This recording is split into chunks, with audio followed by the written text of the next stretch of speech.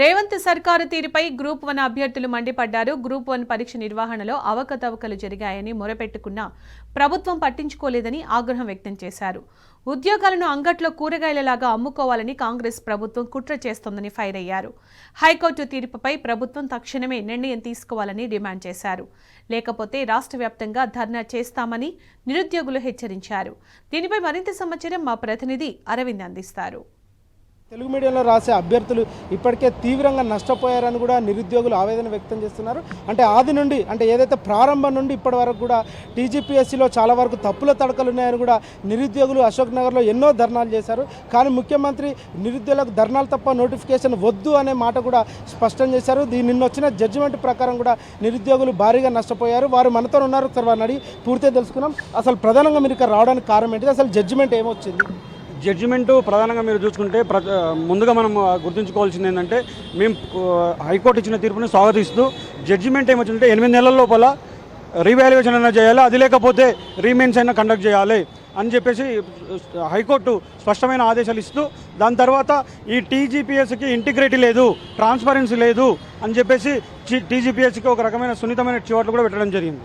ఆ తర్వాత మేము ఒకటే ప్రధానంగా ఈరోజు చెప్పదలుచుకున్నది ఏంటంటే ప్రభుత్వము నోటిఫికేషన్ రిలీజ్ చేసినప్పటి నుండి కూడా మా పైన కక్ష కట్టినట్టుంది.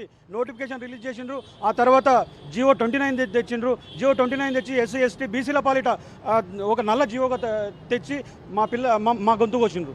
ఎస్సీ ఎస్టీ బీసీ అణగారిన వర్గాల గొంతు కోసిండ్రు. ఆ తర్వాత ప్రిలిమ్స్ తెచ్చి ప్రిలిమ్స్లో 14 క్వశ్చన్లు తప్పులు పెట్టినా కూడా ఆ తప్పుల తడకగా ఉన్నటువంటి ప్రిలిమ్స్ని మీరు రద్దు చేయాలని మేము ఆ రోజు కోరినా కూడా అట్లనే మా పైన రుద్దిండ్రు. ఆ తర్వాత మెయిన్స్ కన్నా ముందు జియో 29 రద్దు చేయాలని చెప్పేసి ఇక్కడ అశోక్ నగర్ చౌరస్తాలో ఒక రాత్రి మొత్తం కూర్చున్నాము, ధర్నాలు చేసినాము, రాసరోకాలు చేసినాము. ఎక్కడంటే వినకుండా మా పైన రాజ్య హింసకు ఈ ప్రభుత్వం పాల్పడ్డది. ఎట్లా పాల్పడ్డదంటే మమ్మల్ని కొట్టినా పర్లేదు, మా చెల్లెమ్మల్ని హాస్టల్లోకి ఉరికిపిచ్చి కొట్టిన పాపన ఈ ప్రభుత్వం ఉంది. కాబట్టి ఈరోజు మీరు ఒకటి గుర్తుంచుకోవాల్సిన విషయం ఏంటంటే ప్రభుత్వానికి చెంప చెల్లుమనే విధంగా ఈరోజు తీర్పు ఉంది. ఈ తీర్పుని స్వాగతిస్తూనే ఇంకొక మాట ఈ ప్రభుత్వానికి చెప్తాం. ఏమి చెప్తున్నామంటే ఏదైతే డివిజనల్ బెంచ్కి వెళ్ళాలనే ఆలోచన మానుకోవాలి. ఎందుకు మానుకోవాలంటే మీరు ప్రభుత్వంలో ఉండి పెద్ద మనసుతో దీన్ని అంగీకరించి మళ్ళీ రీప్రిలిమ్స్ 29 రద్దు చేసి రీప్రిలిమ్స్ నిర్వహించాలి అని మా ప్రధాన డిమాండ్. మాకు అనుమానం వచ్చింది, నిజమే అక్రమాలు జరిగినాయి, అన్యాయాలు జరిగినాయి, మీరు మా పైన దమనకాండకు పాల్పడ్డ రోజు మాకు అనుమానం వచ్చింది. ఈరోజు అది రుజువైంది. ప్రధానంగా అక్రమాలు జరిగినాయి. టీజీపీఎస్సీలో ట్రాన్స్పరెన్సీ లేదు, టీజీపీఎస్సీకి ఇంటిగ్రిటీ లేదు. మీకు ట్రాన్స్పరెన్సీ ఇంటిగ్రిటీ లేనటువంటి పరీక్షలు ఎట్లా నిర్వహిస్తారు? మీకు నిర్వహించే విధానం తెలియదా?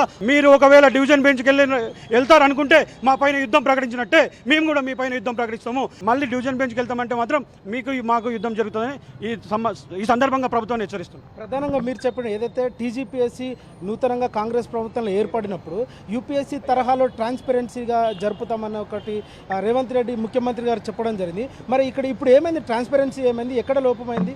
అసలు ప్రధానంగా మీరు రావడానికి డిమాండ్ ఏంటిది? ఇప్పుడు యూపీఎస్సీ మోడల్ పాటించడం, యూపీఎస్సీ లాగా ఎగ్జామ్లు పెడుతున్నాం అని చెప్తున్న వీళ్ళు మరి యూపీఎస్సీలో ఎక్కడ కూడా 2 హాల్ టికెట్ ఇవ్వలేదే, ఎక్కడ కూడా హాల్ టికెట్ ఇవ్వలేదు కదా. మరి మీరు ఎందుకు తీసుకొచ్చారు? అంటే ఎవరి సౌలభ్యం కొరకు తీసుకొచ్చారు?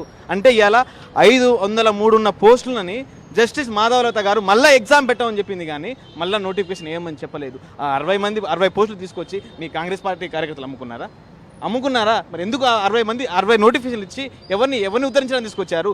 మరి పాత నోటిఫికేషన్ పాత వాళ్ళకి, కొత్త 60 పోస్టులు కొత్త వాళ్ళకి ఇవ్వచ్చు కదా. మరి అలా ఎందుకు జరగలేదు? అంటే ఇక్కడ డే 1 నుంచి అన్ని స్థాయిలలో అన్ని లెవెల్లో కూడా ఇలా గ్రూప్ 1 మీద అవకతవకలు జరిగినాయి. ఇలా జియో 29 మీద కావచ్చు 14 క్వశ్చన్లు తప్పులు ఉన్నాయని చెప్పేసి మేము కోర్టుకు సమర్పిస్తే అక్కడ ఉన్న స్టాండర్డ్ కౌన్సిల్ గారు అపహాస్య నవ్వుతూ మాకల్లి ఇది తెలుగు ప్రామాణిక పుస్తకాలు కరెక్ట్ కాదు, మాకు ప్రామాణికం ఏదంటే వికీపీడియా, అలాంటప్పుడు మా డబ్బులతోటి మా శిస్తులతోటి నడుపుతున్న ఈ ప్రామాణిక పుస్తకాలు మరి రద్దు చేయండి, తెలుగు అకాడమీని రద్దు చేయండి, మరి మేము వికీపీడియానే చదువుకుంటాం కదా.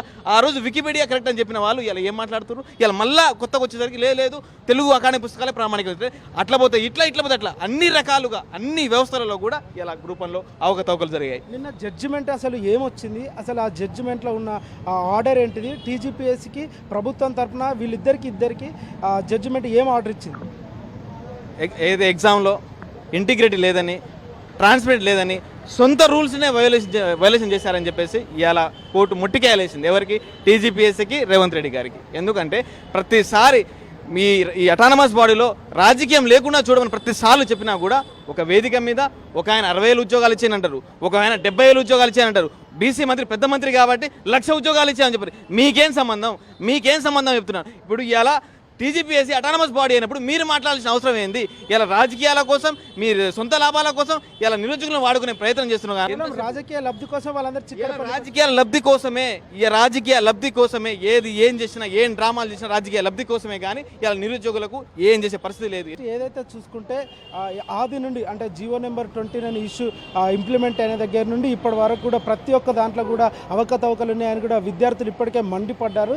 ఏదైతే ప్రభుత్వం సింగిల్ బెంచ్ జడ్జిమెంట్ ఇచ్చిన దాని ప్రకారం చూసుకుంటే కాంగ్రెస్ ప్రభుత్వానికి మరియు టీజీపీఎస్కి హెచ్చరించినట్టు కూడా ఉంది. ఇది యూపీఎస్సీ తరహాలో ట్రాన్స్పరెన్సీ తరహాలో ఎగ్జామ్ పెడతాన్నారు, కానీ ఇది ట్రాన్స్పరెన్సీ కాదు, మొత్తం తప్పుల తడవకగా పెట్టిందని కూడా ఇప్పటికే నిరుద్యోగులు కూడా మండిపడుతున్నారు. వెంటనే వారి సమస్యలు పరిష్కరించకపోతే రాష్ట్ర వ్యాప్తంగా నిరుద్యోగులు ధర్నాకు కూడా సిద్ధమని కూడా ఇప్పటికే తెలియజేశారు. Video journalist Tirupati Aravind, T news, Hyderabad.